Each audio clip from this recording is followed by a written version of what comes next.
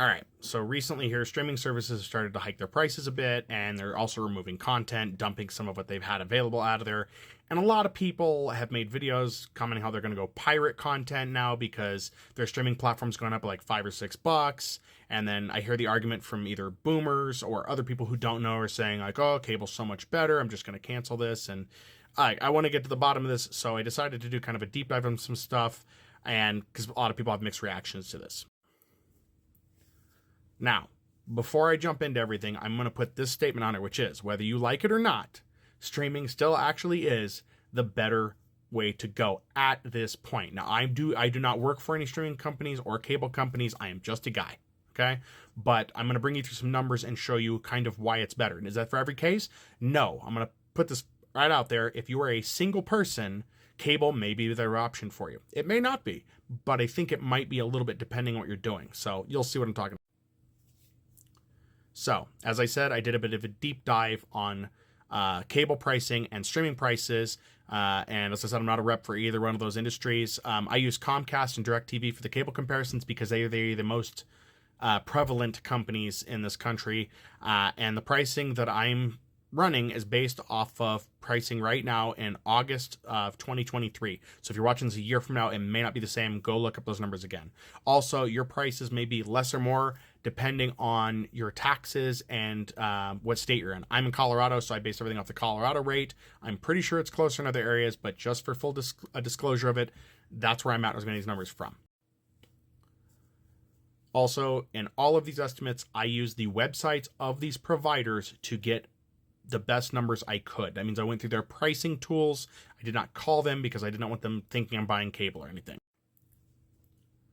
So for the only real similarity here, both cable providers, DirecTV and Comcast, offer you your premium HBO channels on their most expensive plans. So HBO, Cinemax, Showtime, those kind of channels, the stuff that most people get cable for. And then there's the myriad of other channels that you can probably get elsewhere, but that's just to cover that.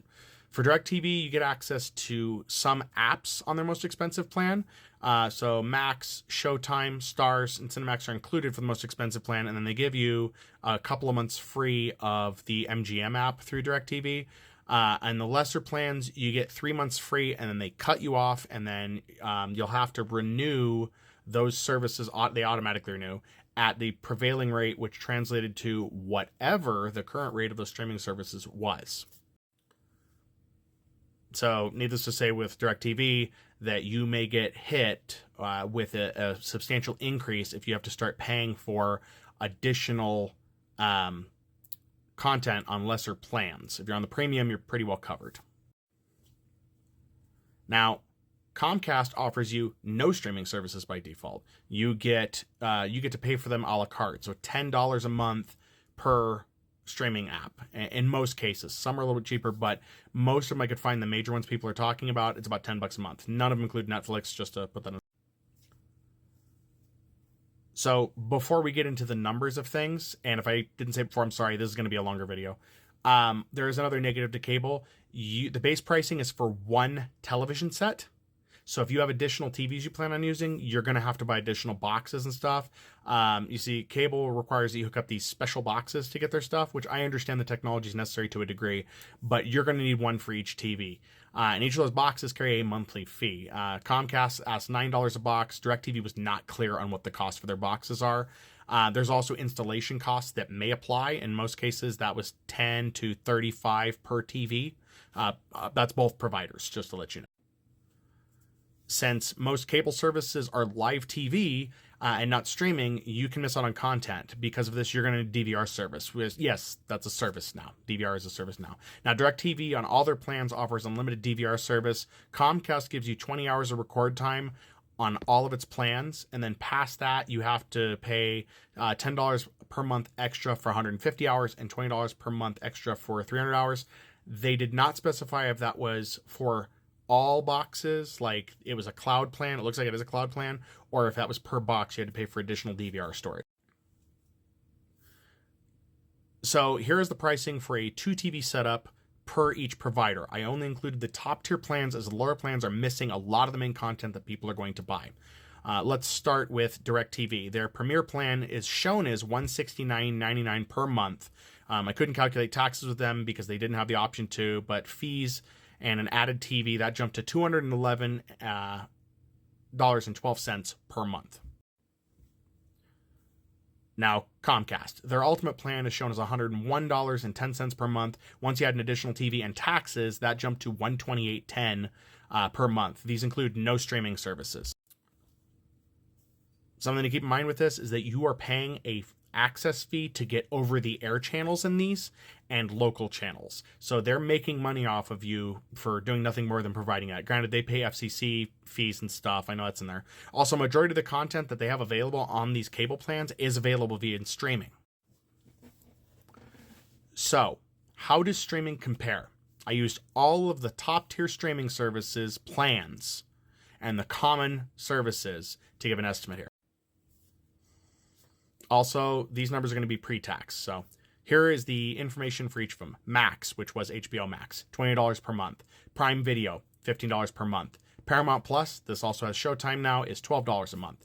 Disney Plus with Hulu, $14 per month. Netflix, $20 per month. Stars was $3 for 3 months, so that's $1 per month. Apple TV, $7 per month. Peacock Premium, $6 per month. The total cost per month before taxes was $95. For taxes, I did some fuzzy math and I added in a $5 additional to each service minus Stars.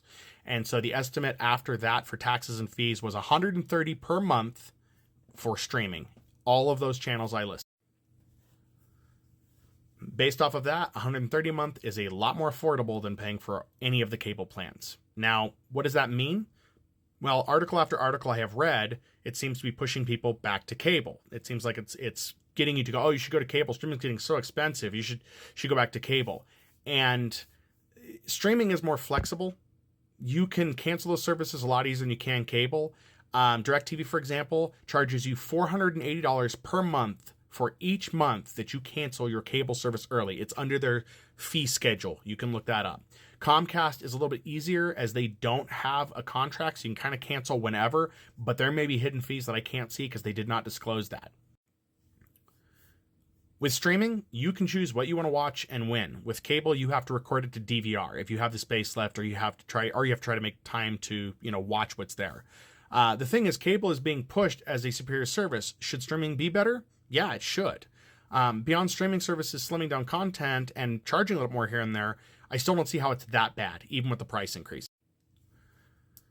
Also, let's keep in mind that one of the services that cable companies are offering you now is to buy streaming apps to them, so they mark them up. For example, any of the services I found that were $6 through either provider immediately become a $10 add-on. So you're spending more money to pay them to be a middleman.